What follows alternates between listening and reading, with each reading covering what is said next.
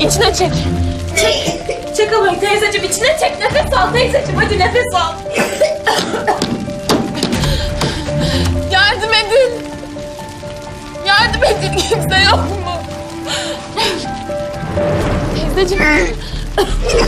Yardım edin, ne olur yardım edin.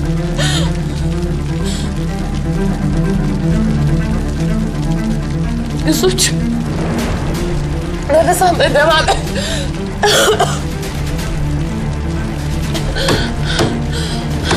Kimse yok mu?